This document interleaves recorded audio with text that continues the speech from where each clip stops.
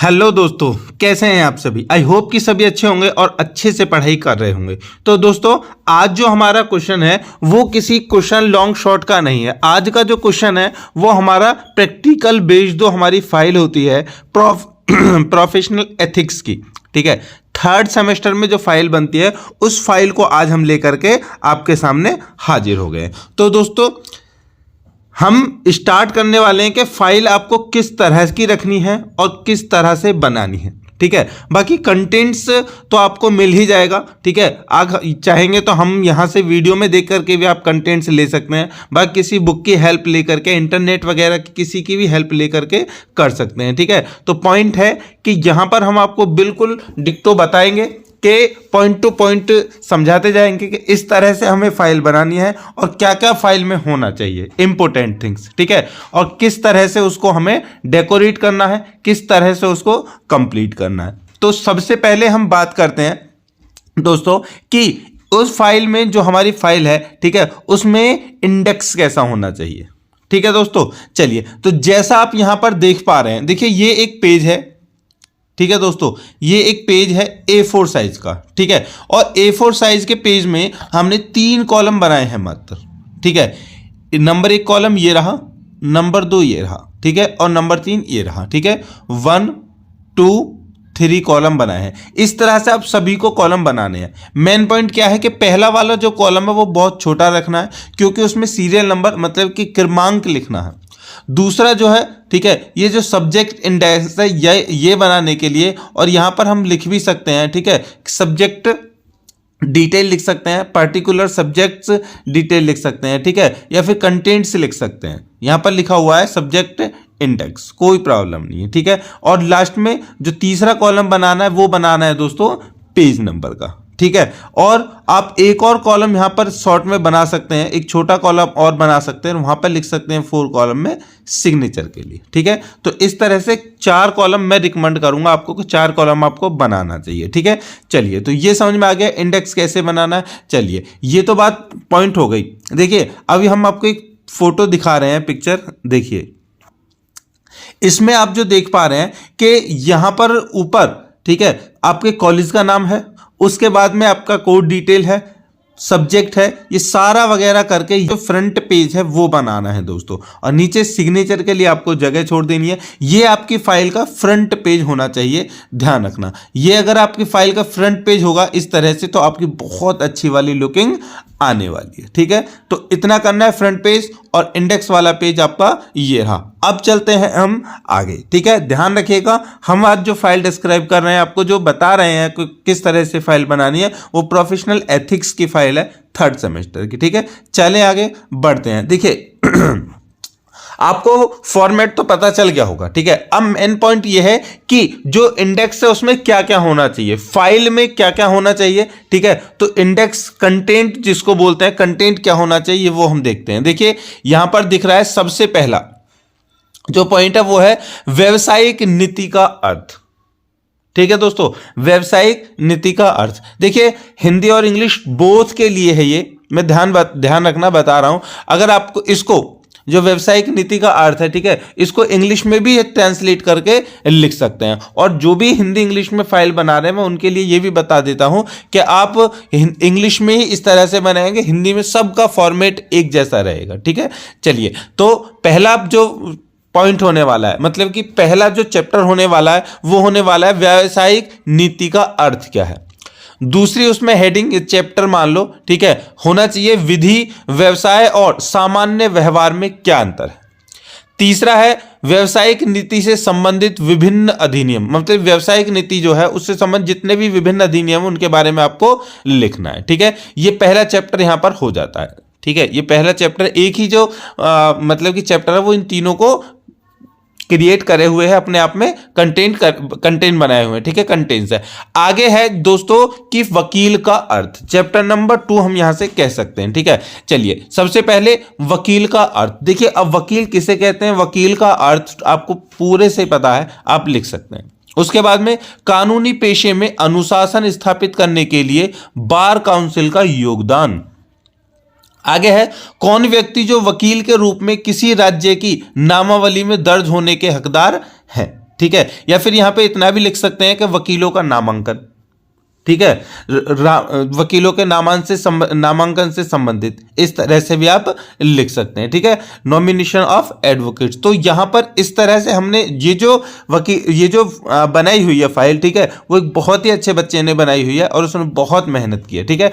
तो हम उसी हिसाब से बताना, आप ये मैं समझ नहीं फाइल मैंने बनाई, नहीं, मैं झूठ नहीं बोलूंगा, जो है सो है, ये मैंने फाइल बनाई नहीं है, ठीक है। इस फाइल को मैंने पढ़ा, देखा, जाना, ठीक है, और मुझे जो फाइल प्राप्त हुई उसी के अकॉर्डिंग मैंने सोचा चलो बच्चों को बता देता हूं, ठीक है। चलिए, इतना समझ में आ गया दोस्तों, व्यावसायिक दुराचार क्या है, व्यावसायिक दुराचार क्या है, ठीक है। चलिए, अब ध्यान रखना कि सबसे पहले लाइन में तो एक जो भी आपका सब्जेक्ट है, जो भी हेडिंग है, जो फर्स्ट चैप्टर है वो चैप्टर आ गया, उसके बाद से उसके पेज नंबर यहां पर आ जाएंगे, ठीक है। उसके बाद में दूसरा चैप्टर विधि व्यवसाय और सामान्य व्यवहार में अंतर, उसके बाद में ये कितने पेज पर है, 3 पेज पर। इसी तरह से यहां से पेज बढ़ते जाएंगे, यहां सब्जेक्ट के बाद में एक एक चैप्टर बढ़ता जाएगा और क्रमांक आता जाएगा, इस तरह से फाइल को सजाना है, ठीक है। चलिए आगे बढ़े।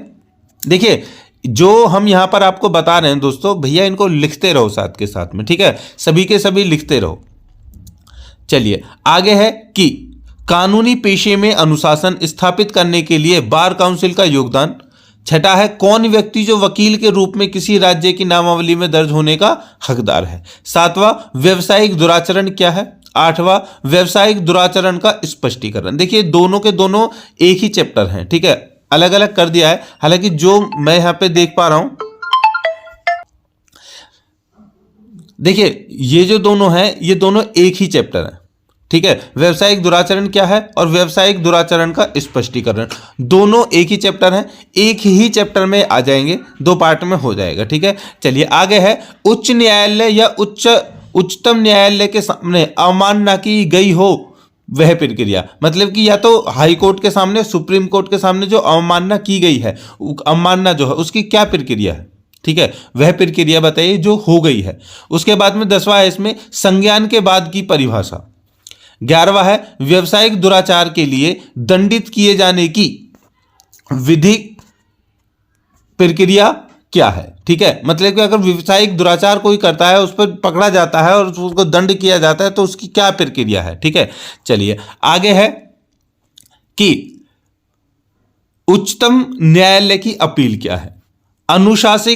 अनुशासनिक समिति की शक्तियां क्या है।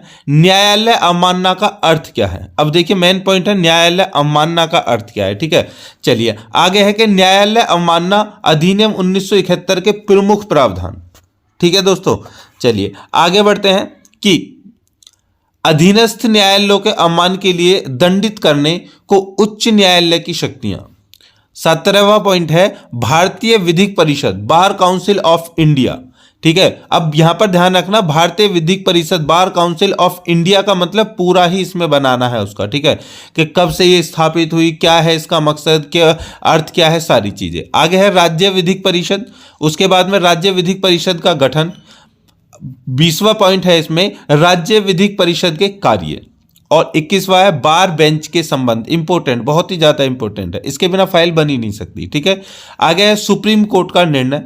मतलब कि सुप्रीम कोर्ट का निर्णय मतलब कि इसमें वो जो लैंडमार्क्स केसेस है ना, वो आ जाएंगे, ठीक है। आगे है आपराधिक अवमानना क्या होती है, ठीक है। और उसके बाद में आ जाएगा ग्रंथ सूची कि ये जो फाइल्स हैं आपने कौन कौन सी बुक्स पढ़ करके बनाई है ये फाइल, ठीक है, कौन कौन सी बुक्स पढ़ी है, कहां से आपने पढ़ी है, तो उसकी सूची भी यहां पर आपको देनी है। ऑलरेडी यहां पर तो हम आपको सब कुछ बताने वाले हैं, तो ये तो बता दिया हमने आपको इंडेक्स, ठीक है दोस्तों। चलिए अब देखिए मैं आपको 2 चीजें बताने वाला हूं, ठीक है। एक तो ये फाइल है, इसके साथ में 2 फाइल, मतलब कि मैं आपको दोस्तों 2 फाइलों को यहां पर एक्सप्लेन करने वाला हूं, ठीक है। अब डिसाइड आपको करना है कि कौन सी फाइल अच्छी है कौन सी नहीं है। देखिए अंतर कुछ नहीं है, अंतर यह है कि जो पहली फाइल है, ये जो फाइल मैं बता रहा हूं, ठीक है, वो थोड़ी सी लॉन्ग हो सकती है, ठीक है, और जो सेकंड वाली फाइल है वो थोड़ी सी शॉर्ट हो सकती है, ठीक है। तो ज्यादा अंतर नहीं है, तकरीबन 60 से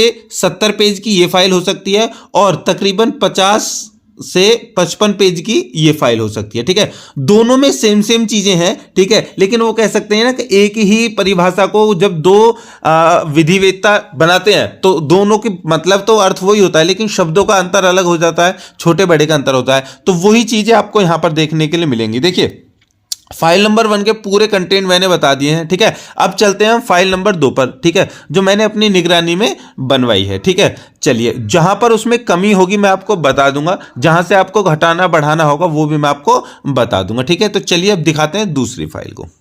तो ये है हमारे द्वारा, ठीक है, प्रोवाइड की जा रही है जो हमारे द्वारा बनाई गई है दूसरी फाइल है। ठीक है, तो अब हमने पहली फाइल के इंडेक्स को देख लिया है, अब दूसरी फाइल के इंडेक्स को देखते हैं। ठीक है, उसमें जो इंडेक्स थे बहुत ज्यादा थे, इन इंडेक्सों को हमने शॉर्ट कर दिया है। मतलब कि उन इंडेक्सों के जो कह सकते हैं मेन जो टॉपिक है ना, हमने वो यहां पर रख दिए हैं और सब टॉपिक नहीं लिखे हैं। ठीक है, तो चलिए सबसे पहले हम स्टार्ट करेंगे। ठीक है, कि पहला ही टॉपिक है यहां पर, भारत में विधिक व्यवसाय का विकास।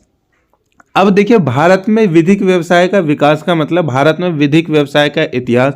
सबसे पहले यह आएगा कि विधिक व्यवसाय है क्या, भारत में विधिक व्यवसाय कब से हुआ, ठीक है, इसका इतिहास क्या है। ठीक है, ये सारा मैटर इसमें आ जाएगा। ठीक है, पृष्ठ संख्या और हस्ताक्षर।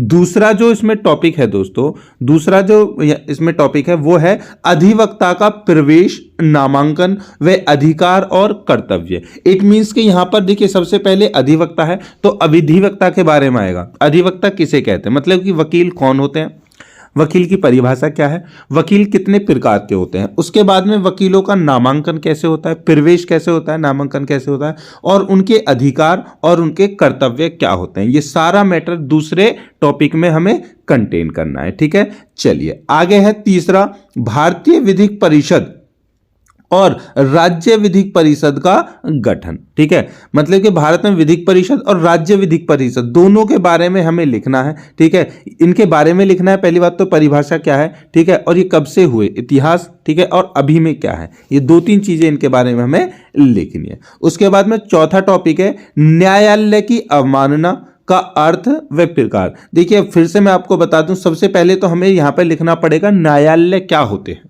ध्यान रखना, न्यायालय किसे कहते हैं, न्यायालय की परिभाषा। उसके बाद में न्यायालय के अवमान क्या होता है उसके बारे में लिखना है। ठीक है, और फिर सारा टॉपिक यहीं से कंटेन हो जाएगा। ठीक है दोस्तों, चलिए उसके बाद में देखिए न्यायालय का अर्थ, न्यायालय के प्रकार, उसके बाद में न्यायालय अवमानना किसे कहते हैं, न्यायालय अवमानना की परिभाषा क्या होती है, और न्यायालय अवमानना का अर्थ व प्रकार इसके क्या है। ये सारा टॉपिक आ जाएगा 4 हमारे इंडेक्स के टॉपिक में।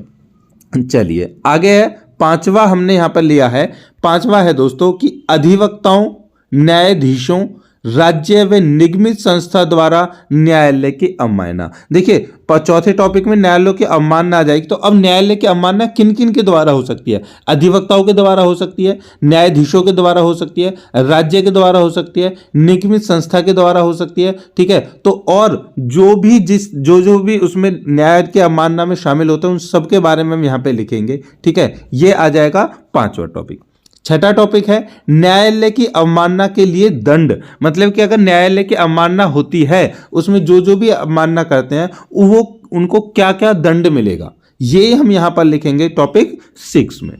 ठीक है, अगर कोई जज मतलब न्यायाधीश न्यायालय की अवमानना करता है तो उनके लिए खिलाफ क्या हो सकता है, कौन से दंड उनको दिए जा सकते हैं, जो अधिवक्ता है उनके लिए क्या है। ठीक है, या फिर जो अधिवक्ता नहीं है राज्य के लिए या फिर कोई और लोग हैं उनके लिए अगर है न्यायालय की अवमानना करते पाए जाते हैं उनको क्या दंड दिया जा सकता है, इसके बारे में हम पर्टिकुलर डिटेल में लिखेंगे। ठीक है, चलिए आगे वाला पॉइंट है 7वां, बार बेंच में संबंध। देखिए स्पेशल टॉपिक है, ध्यान रखना। सबसे पहले हम लिखेंगे बार क्या है, बार की परिभाषा, उसके बाद में बेंच की परिभाषा, और उसके बाद में बार और बेंच दोनों में संबंध क्या है ये हम लिखेंगे इसका अर्थ। ठीक है, तो यहां पर ये हमारी फाइल का थॉटिकल जो पैरा है वो कंप्लीट हो जाएंगे। उसके बाद से सेकेंड पार्ट में हम चलेंगे। सेकेंड पार्ट की विषय सूची में हम देखेंगे इंडेक्स में। ठीक है, कि अब ये तो सारा ऊपर वाला पॉइंट हो गया। अब है आगे के महत्वपूर्ण न्यायिक निर्णय के इस प्रोफेशनल एथिक्स से रिलेटेड जितने भी मतलब कि लैंडमार्क केसेस है हम वो यहां पर उनको पढ़ेंगे। सबसे पहला है पीडी गुप्ता बनाम राममूर्ति AIR 1998 सुप्रीम कोर्ट 283। ये केस है, ठीक है। यहां पर हमने इसको एक्सप्लेन किया है। दूसरा जो लैंडमार्क केस है वह है दोस्तों डॉक्टर हनीराज चुलानी बनाम bar council of Maharashtra, AIR 1996, supreme court 1708, ठीक है। उसके बाद में तीसरा जो लैंडमार्क केसेस है इंद्री विनय चंद्र मिश्रा से है, ठीक है। विनय चंद्र मिश्रा बहुत ही ज्यादा फेमस है, AIR 1995, सुप्रीम कोर्ट 2348, ये केस है। उसके बाद में चौथा केस जो हम यहाँ पर उसका हम पढ़ेंगे वो है सुप्रीम कोर्ट बार एसोसिएशन बनाम union of India, AIR 1998, supreme court 1895, ठीक है। इंपोर्टेंट केस है। और इसके बाद में एक और है पांचवा, डॉक्टर हिकमत अली खान बनाम ईश्वर प्रसाद, AIR 1997, यहां पर 19 फालतू लगे, 1997, सुप्रीम कोर्ट 864 का ये केस। हम पांचों केसों को यहां पर पढ़ने वाले हैं, ठीक है। इन पांचों केसों के बारे में जो मतलब कि पांचों केसों में सबसे पहले तो ये लिखना है, ठीक है, कि इनके मुद्दे क्या थे, ठीक है, वाद क्या था, और उसके बाद में लिखना है कि जजमेंट क्या आया, ठीक है। चलिए उसका निष्कर्ष लिखना है। उसके बाद में यहां से हम स्टार्ट कर देंगे इसकी फाइल को, ठीक है। तो चलिए स्टार्ट करते हैं फाइल को। सबसे पहले जो पहली वाली जो फाइल बताई थी, ठीक है, हम उसी को लेकर के चलेंगे और उसके बाद में इस दूसरी को। चलिए पहले हम यहां पर पहली वाली फाइल के ऊपर चलते हैं, ठीक है, जो थोड़ी सी लॉन्ग थी, हम उसको पहले दिखा देते हैं, उसके बाद से हम इस फाइल को कंप्लीट करा देंगे। अब यहां पर आप कहेंगे सर दोनों फाइलों को क्यों दिखा रहे हैं? बेटा दोनों फाइलों को हम इसलिए दिखा रहे हैं, ठीक है, कि कोई तो कॉलेज होते हैं वो कह देते हैं कि हमें जो फाइल है कम से कम 60-70 पेजों की चाहिए। तो भैया 60-70 पेजों की फाइल के लिए आपको जो पहली वाली फाइल है उसको फॉलो करना पड़ेगा, और कहते हैं कि हमें 40-50 पेज की फाइल चाहिए, तो उसके लिए आप दूसरी वाली फाइल को फॉलो कर सकते हैं। और अपने अकॉर्डिंग आप दोनों फाइलों का निष्कर्ष निकाल करके, ठीक है, दोनों फाइलों का निष्कर्ष निकाल करके आप क्या कर सकते हैं, दोनों की दोनों फाइलों को कोलैबोरेट करके आप अपने आप से बना सकते हैं। इन दोनों फाइलों का जो PDF है वो हमारे YouTube चैनल पे मिल जाएगा, नीचे वीडियो के डिस्क्रिप्शन में लिंक है, वहां से जाकर के आप दोनों को फाइल को PDF में डाउनलोड कर सकते हैं, ठीक है। तो चलिए पहली फाइल के ऊपर चलते हैं। पहले तो ये है हमारी पहली वाली फाइल, और यहां से स्टार्ट हो चुके हैं हमारा इसका पूरा का पूरा डिस्क्रिप्शन, ठीक है। देखिए सबसे पहला जो हेडिंग है यहां पर वो है व्यवसायिक नीति का अर्थ, ठीक है। तो व्यवसायिक नीति को यहां पर बताया गया कि न्याय प्रशासन में एक वकील का संबंध न्यायिक अधिकारियों, वादकारियों तथा अपने साथी वकीलों से होता है। ऐसी अवस्था में वकीलों को अपने कार्य एवं आचरण और व्यवहार में सत्यनिष्ठा का परिचय देते हुए व्यवसायिक नीति का पालन करना पड़ता है। यद्यपि व्यवसायिक नीति का कोई विशिष्ट परिभाषा नहीं है, फिर भी सामान्य अर्थों में इसका एक निश्चित अर्थ है, ठीक है। तो यहां पर इसका अर्थ इस तरह से आपको अर्थ यहां पर लिखने हैं। देखिए राइटिंग बहुत सुंदर आपको लिखनी है, इस बात का ध्यान रखना, ठीक है। मैं यहां पर पूरी फाइल को नहीं बताने वाला हूं, केवल और केवल उसका एनालाइज करके आपको बता रहा हूं। पूरी फाइल आपका PDF जो है वो हमारे YouTube चैनल पे मिल जाएगा, वहां से जाकर के आप फ्री में उसको डाउनलोड करके आप अपनी फाइल तैयार कर सकते हैं, ठीक है। तो देखिए पहली जो हेडिंग थी व्यवसायिक नीति का अर्थ, उसके बाद में यहां पर परिभाषाएं दे रखी हैं, ठीक है, कि जस्टिस SC अग्रवाल के अनुसार, ठीक है, आप भी इनको लिख सकते हैं, और भी अगर आपके पास में है कोई परिभाषा तो उसको भी लिख सकते हैं, ठीक है। चलिए परिभाषा हो गई। उसके बाद में है विधि व्यवसाय का अर्थ, ठीक है। अब विधि व्यवसाय क्या होता है, उसका अर्थ, विधि व्यवसाय लोकतंत्र में एक महान और आदर्श व्यवसाय है, ठीक है। इसमें विभिन्न प्रकार के विवादों और वादों को वर्तमान विधि प्रथा तथा प्राकृतिक न्याय के सिद्धांतों के अनुरूप निपटाया जाता है। विधि व्यवसाय है ये, ठीक है। बहुत सुंदर लिखा है, बहुत अच्छी अच्छी चीजें इसमें लिखी हैं, ठीक है, आप इसको फॉलो कर सकते हैं। चलिए आगे है जो हमारी नेक्स्ट जो हेडिंग बनने वाली है, ठीक है, वो बनने वाली है कि व्यवसायिक नीति से संबंधित विभिन्न अधिनियम, ठीक है। तो अधिनियम क्या है ये भी आपको यहां पर लिखने हैं। चलिए अब बाकी आप अपनी जो राइटिंग है उसको अच्छे से रिप्रेजेंट करना है, इस बात का ध्यान रखना, ठीक है। जो एवल्यूटर होंगे यूनिवर्सिटी द्वारा आपकी फाइल को चेक करेंगे, ध्यान रखना सबसे पहला फोकस यही होगा कि आपकी राइटिंग कैसे है और आपने फाइल को किस तरह से लिखा है। मैं कहूँगा कि यार पढ़ करके मन से लिखना फाइल को, ठीक है। आगे है वकील का अर्थ, यहां पर हमने दिया है कि वकील का अर्थ इस फाइल में पूरा यहां पर बताया जाएगा कि वकील क्या होते हैं, ठीक है। चलिए, तो इस तरह से आपको फाइल को क्रिएट करना है। चलिए आगे भी लेकर के चलता हूं, मैं आपको धीरे धीरे बता देता हूं क्या क्या है, ठीक है।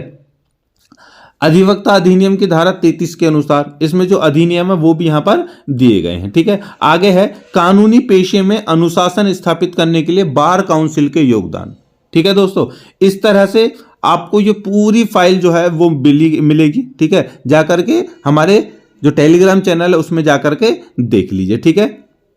पूरी फाइल को आपको इस तरह बनाना है। चलिए एक बार लास्ट में यहां पर हम चल देते हैं, ठीक है। ये तकरीबन जो फाइल है वो 70 पेज के समथिंग होगी, ठीक है। तो देखिए फाइल तो बनानी ही है सबको, ठीक है। मैं इसलिए यहां पर सारी को एक्सप्लेन नहीं कर रहा हूं, सारी को एक्सप्लेन करने बैठेंगे तो कई घंटे लग जाएंगे इस वीडियो में, ठीक है। तो उससे कोई फायदा नहीं है, आप सीधा जाइए टेलीग्राम चैनल से हमारी फाइल को इसको डाउनलोड कर लीजिए और वहां से जाकर के आप डाउनलोड करके उसको आप बना सकते हैं, ठीक है, इजी। चलिए लास्ट में मैं इसलिए लेकर के आया था कि लास्ट में जो मेन पॉइंट ये था कि विधि के जो प्रतिपादित सिद्धांत है ना वो यहां पर बताने थे। देखते अधिवक्ता द्वारा वकालत का व्यवसाय मौलिक अधिकार की श्रेणी में नहीं आता, ठीक है। उसके बाद में अधिवक्ता का पद मौलिक अधिकार नहीं है कि वह न्यायालय परिसर में चैम्बर को आवंटित कराए। और उसके बाद में है दोस्तों ग्रंथ सूची। ग्रंथ सूची मतलब जो हमने बताया था कि आपने जो ये फाइल बनाई है वो कौन कौन सी बुक्स पढ़ करके बनाई है, तो आपने पढ़ी हो या ना पढ़ी हो लेकिन लिखना तो है। पुस्तक का नाम और उसके बाद में लेखक। देखिए पहली पुस्तक को जो मेंशन है वो है विधिक आचार अधिवक्ताओं की जवाबदेही एवं बार बेंच संबंध, जो डॉक्टर कैलाश राय द्वारा लिखी हुई है। दूसरी बुक है विधिक आचार अधिवक्ताओं की जवाबदेही एवं बार बेंच संबंध, जो डॉक्टर SP गुप्ता ने लिखी है।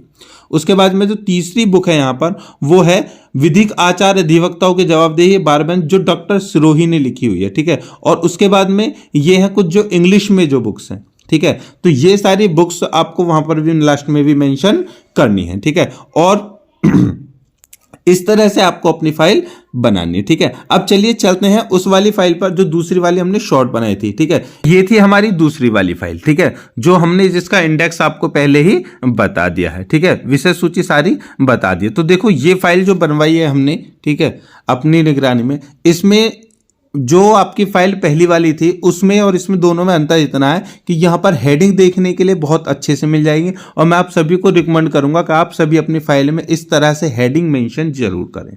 मतलब कि जो इंडेक्स में चैप्टर दे रखा है वो अंदर फाइल में इस तरह से मेंशन जरूर करें कि यहाँ से स्टार्ट होता है चैप्टर 1, चैप्टर 2, चैप्टर 3, जो पहली वाली फाइल में मेंशन नहीं था, ठीक है। तो चलिए स्टार्ट करते हैं इस फाइल को। देखिए भारत में विधिक व्यवसाय का विकास निम्न 4 चरणों में पूर्ण हुआ माना जाता है।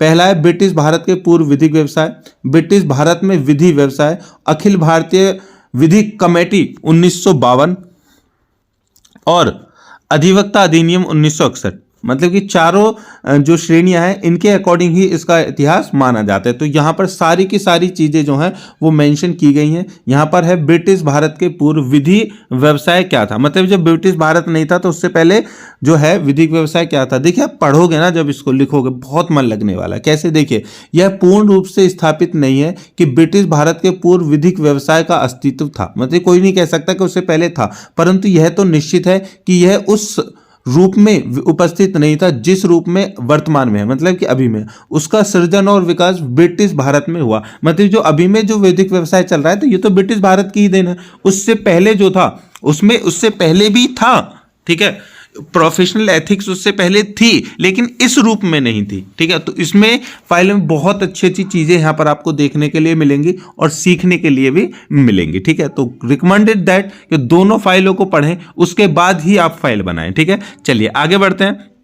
इस तरह से यहाँ पे टॉपिक दे रखे हैं। दूसरा टॉपिक है ये, मतलब ये जो नीचे कंटेंट दे रखे थे, ब्रिटिश भारत में विधिक व्यवसाय क्या था, अखिल भारतीय विधिक कमेटी 1951 में बनी, उसने क्या कहा इस बारे में, ठीक है। उसके बाद में है कि RP कांगले के अनुसार क्या है, न्यायमूर्ति आशुतोष मुखर्जी ने क्या कहा है इस बारे में, ठीक है। नेबरूमल सेक्रेटरी वर्सेस MP नरसिम्हाचारी, मतलब यहाँ पर एक केस का नाम भी दिया है, उसका जो निष्कर्ष है वो भी यहाँ पर दिया गया है, ठीक है। और अधिवक्ता अधिनियम, इस तरह से यहाँ से आपको पूरा का पूरा देखने को मिलेगा। अब उसके बाद में पहला टॉपिक यहाँ पे खत्म हो चुका है। कोई भी जो मूल्यांकन करेगा, जब आपकी फाइल को चेक करेगा तो उसके बाद में आसानी से पता लगा सकता है, ठीक है। इसलिए मैंने दोनों फाइलों में कमियां भी हैं, दोनों फाइलों में, लेकिन दोनों फाइलों में अच्छाइयां भी है। आप सभी को मैं बता रहा हूं, अगर आप खुद के बेस पर बनाना चाहते हैं तो इससे बेहतर ऑप्शन आपके पास नहीं हो सकता। अब दूसरी कंडीशन ये यहां पर दिया रखा है, दूसरा चैप्टर यहां से स्टार्ट हो चुका है, अधिवक्ताओं का प्रवेश, नामांकन व अधिकार और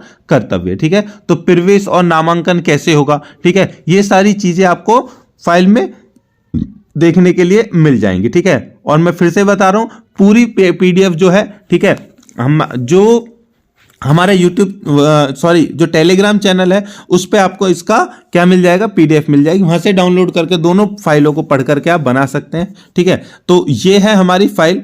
चलिए, अब पूरी फाइल ऐसे ही चलती रहेगी, इसमें ज्यादा पेज नहीं है, उसके अकॉर्डिंग कम ही पेज है, ठीक है दोस्तों। चलिए, तो यहां पर खत्म हो, देखिए 52 पेजेस की ये फाइल है, ठीक है, केवल और केवल। तो फिर से मैं आपको कहूंगा कि फर्स्ट और सेकंड दोनों फाइलों को आप पढ़ेंगे, उसके बाद में निष्कर्ष निकाल करके एक फाइल तैयार करेंगे, अपने आप से तैयार करेंगे, देख देख कर, कॉपी पूरी कोई मत करना, ठीक है। पढ़ने के बाद में आप फाइल को लिखना। देखिए, लिखना तो खुद से ही पड़ेगा, और ये इसीलिए भी दोस्तों का, पढ़ करके आप लिखोगे ना तो डेफिनेटली यार आपको कुछ सीखने को मिलेगा। और जो यूनिवर्सिटी का ये जो करिकुलम है ना, मतलब कि ये जो शेड्यूल है का फाइल बना रहा, उनका कारण ही ये होता है कि आप इनको पढ़ो और इस बारे में जानो, ठीक है दोस्तों।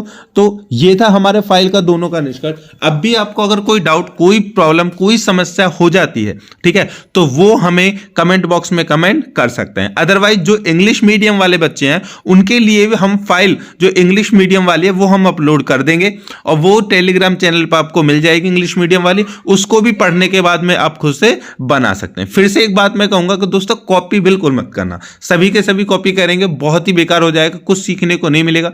पढ़ना दोनों फाइलों को, ऑप्शंस बहुत अच्छा दे दिया है मैंने, जितने पेज की चाहो आप फाइल बना सकते हो, वो तुम्हारे ऊपर डिपेंड है, ठीक है। तो ये केवल और केवल मार्गदर्शन के लिए, डायरेक्शन के लिए, ये नहीं है कि मैं आपको यहाँ फाइल प्रोवाइड कर रहा हूं, वहां से निकल तुरंत उसको बिल्कुल सेम टू सेम कॉपी करके लिख दो, ठीक है। तो उसमें आप कुछ नहीं सीख पाओगे, और हमारा उद्देश्य है कि आप सीखें, ठीक है दोस्तों। चलिए, तो ये थी हमारी फाइल। आई होप कि आपको सारी चीजें समझ में आ गई होंगी। फिर भी अगर कोई चीजें रह गई हैं तो उसके लिए हम है ना बैठे हैं, कमेंट कीजिए, ठीक है, आपको पूरी जानकारी मिलेगी। तो मिलते हैं दोस्तों नेक्स्ट वीडियो में, तब तक के लिए जय हिंद।